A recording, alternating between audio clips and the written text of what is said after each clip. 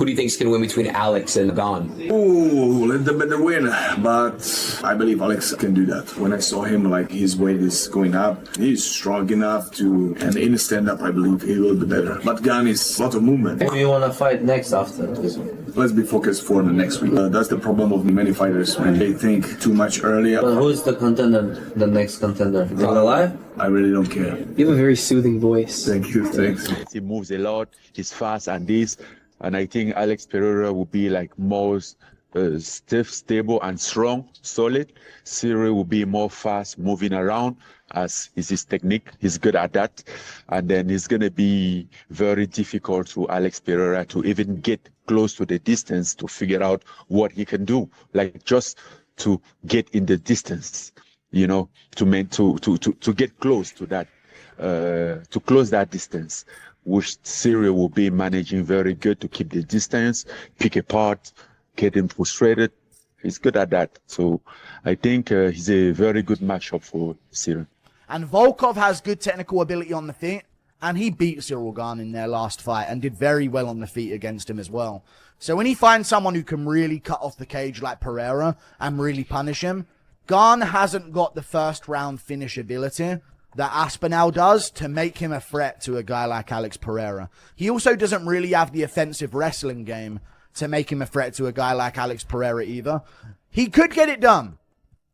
He has good backwards movement. He floats around well on the back foot. He does it better than Jamal Hill, if we're being honest. Gane is one of the rare heavyweights that actually really does have a good technical base for the heavyweight division. He just lacks that KO power and lacks that ability to just nuke someone in the first 2 minutes. He's never really been able to do it throughout his entire career. And I would, off the top of my head, I can't think of a time that Gane has got a first 2 minute of the fight finish like a guy like Aspinall or Ngannou has. But Pereira should win this one, I think. I mean, who else is going to fight though? The division's on its ass. So there's not many big fights to make, is there? So got to do what they got to do. Ciryl Gane, Alex Pereira. Obviously, I'm going to fight the winner of that. So just waiting now to be given the green light, the all clear from the doctors to start training properly again. As soon as we can start training properly again, full contact in the gym, we will be getting a fight date booked to fight the winner. So just waiting for the clearance to be medically cleared now, and then we go. We'll be looking to book a fight as soon as possible. Heavyweights, but Ciryl Gane, in his DNA, is a gigantic, bona fide, legit heavyweight that just so happens to be very, very light on the feet, incredibly fast, can move around, you know, all over the place, shaking and baking, jigging and jiving, moving and grooving, whatever else you want to say, right? Yeah. I think that's a big advantage in this fight here. Yeah, that's the thing. He kicks so well too. He's not just a guy that's going to be some lumbering heavyweight. I think there's a lot of heavyweights on the roster that Pereira would hands down easily just go out there and KO to death, no problem. This one is a challenge, and I think that's what entices him. Whether it was going to be Jones or whether it's going to be Ciryl Gane, you're going for that third belt. If he gets it. Francis Ngannou views Pereira as the physically superior fighter with more raw power and a planted striking base. But he emphasizes that Gane operates like a smaller, more mobile fighter who just happens to have heavyweight dimensions. The critical factor, according to Francis, is distance management, where Pereira needs to close the gap to unleash his fight-ending power while Gane excels at maintaining space and forcing opponents to chase him around the octagon. This could significantly slow Pereira's rhythm and prevent him from establishing the planted striking foundation that makes him so dangerous. I don't think he gets past Ciryl Gane. I think that weight is real. Could he 100%, in particular in that division. But nobody has really finished Ciryl Gane, and his movements is very problematic. Pereira also does get hit tomorrow. Now, can you take a heavyweight's punch? Now you're talking about Francis Ngannou power? A real big heavyweight? You are right, Henry. Ciryl Gane is no slouch. When he was fighting Tom Aspinall, we saw how that fight was starting to look. But listen, I think this is a fantastic fight. I'm not counting anyone out here. I'm not counting Alex Pereira out here because Alex Pereira does have the power to really change things. We felt this way when Alex Pereira said he was wanting to go to light heavyweight. Now he dominated that weight class. Francis pushes back against dismissing Gane as purely a one-dimensional striker, highlighting how Gane has been steadily developing his ground game over the years and showed willingness to test those skills even during their own encounter. Having faced high-level competition consistently, Gane has been forced to evolve beyond just point-fighting kickboxing and has become more complete than many analysts acknowledge. Francis sees Gane as a well-rounded fighter who shouldn't be underestimated in any area of mixed martial arts. It's gonna be an interesting fight, though. I think Alex Pereira is very tough. He's big enough. He's a heavyweight, but in this scenario, the position shifted a little bit because Ciryl Gane here come more with a strategy of a lighter person because he moves a lot, he's fast and this. And I think Alex Pereira will be like more stiff, stable and strong, solid. Ciryl will be more fast, moving around as is his technique. He's good at that. And then it's going to be very difficult to Alex Pereira to even get close to the distance to figure out what he can do, like just to get in the distance, you know, to get close to that, to close that distance, which Ciryl will be managing very good to keep the distance, pick apart, get him frustrated. He's good at that. So I think he's a very good matchup for Ciryl.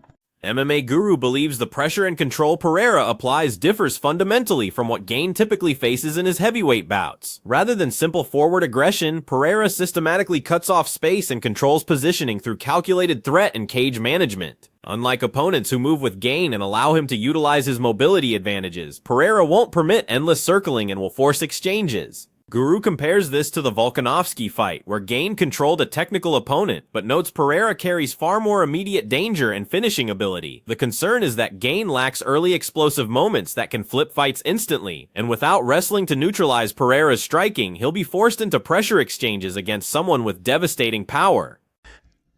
Well, we will not undermine the fact that Ciryl also is doing it. He's training. He's been very serious on his ground game. He's been involving. He's been improving. Like, by the way, even in our fight 4 years ago, I was impressed that he was trying the heel locks, you know, stuff like that. I know that was something that he could have come up with, but I was so impressed at time, and since then I think also after the John fight, he went to Dagestan on this wrestling stuff. I think it's a very complete MMA fighter. I think you will be mistaken to just see him as a striker, as this. The fact that he's just such a good striker make people underestimate his ground game and oversee his ground game, you know.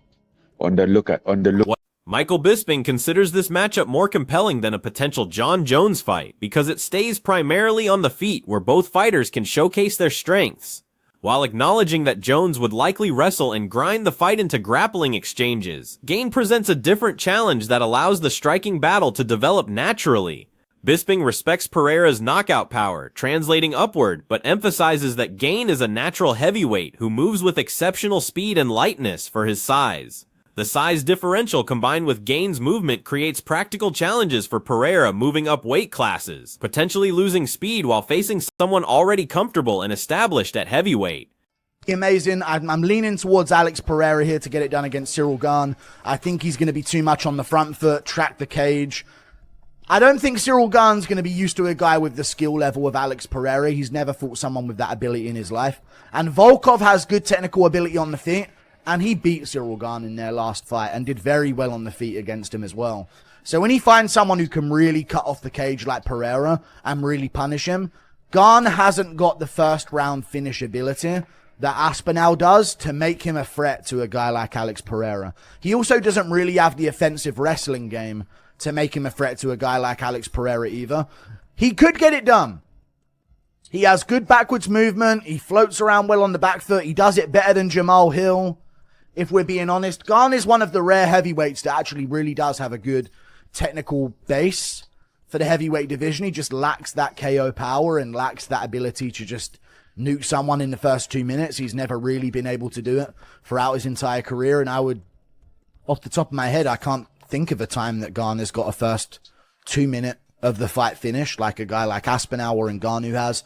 But Pereira Paul Felder sees this as more competitive than many expect, focusing on how each fighter's path to victory unfolds over 5 rounds. Unlike facing a wrestler like Jones who would neutralize Pereira's striking through takedowns, Gane allows the fight to remain standing where Pereira can find his rhythm and timing. However, Felder maintains realistic expectations about the heavyweight jump, noting that natural heavyweights carry different power, and Gane has experience dealing with that level of force. The fight becomes more balanced when considering Gane's familiarity with heavyweight power versus Pereira's adjustment period at the new weight class. Ciryl Gane, Alex Pereira, interim heavyweight title, right? I thought it was going to be Jones and Ciryl. It's not, okay? Yeah. I still think it's a tremendous fight. I think in some ways it's a better fight. We said this on the post-fight show. I said it on the YouTube video, and people were like, oh, yeah, you would say that, company man.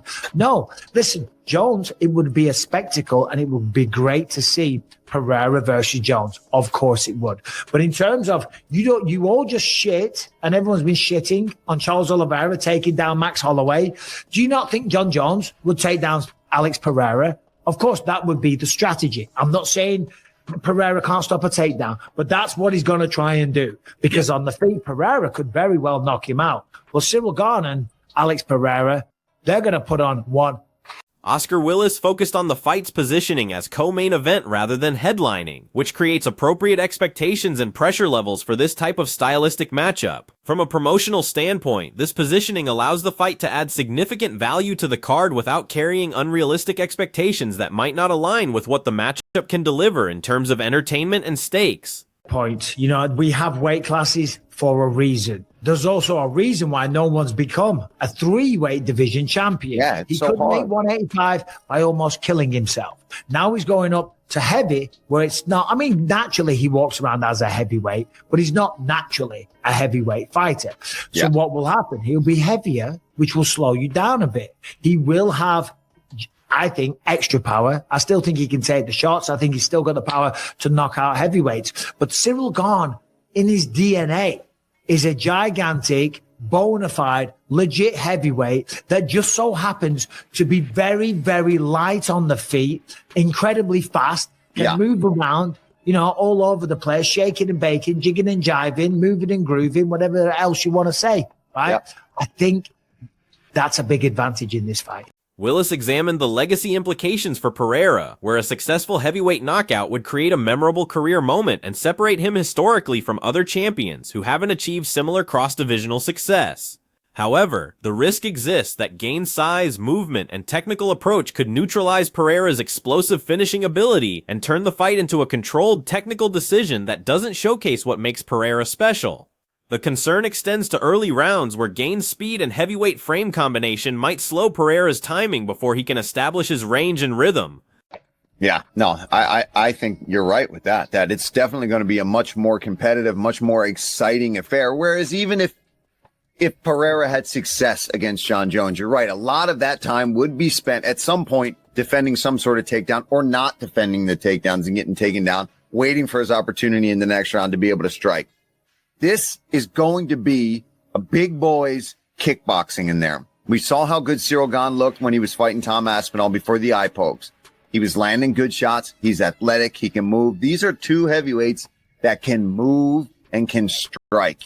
It's going to be a banging ass fight. The size and movement differential creates a unique challenge where Gane moves like a lighter fighter while maintaining heavyweight dimensions and power behind his strikes. This presents timing and distance problems for Pereira's usual arsenal of kicks and power shots that might not land as cleanly against Gane's movement patterns. While many expect Pereira to eventually walk forward and land something decisive, analysts suggest the early rounds could be difficult as he adjusts to the new weight class and Gane's style. Get it.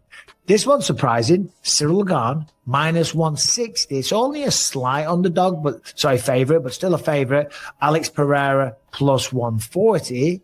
What are your thoughts on that?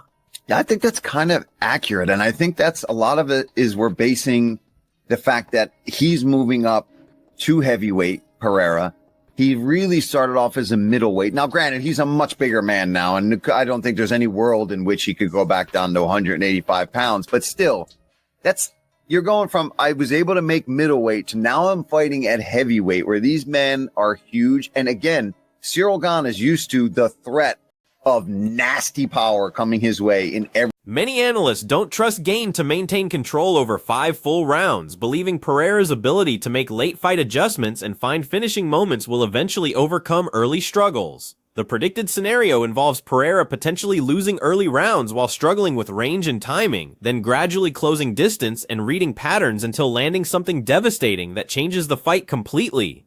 This creates an interesting dynamic where the path to victory looks challenging for Pereira, but the ultimate outcome still favors his finishing ability. I heard this fight was, so on Friday I was told this fight was the main event, Ciryl and Alex, and I thought that was honestly a disaster for the White House. I did not like that as a main event for it at all. Yeah. And then it seemed like it wasn't on the card at all. And then it was suddenly the co-main, and I was surprised by it. And I thought that was a fantastic addition. Like having it as the co-main, I think makes the card. To be honest, it's like the extra fight. I saw Ariel Helwani today. Like to have Ilia Topuria and Alex Pereira on the same card is actually a massive deal. This represents a fascinating style clash between Pereira's knockout power moving up to heavyweight against Gane's technical precision and movement-based approach that differs from typical heavyweight brawling.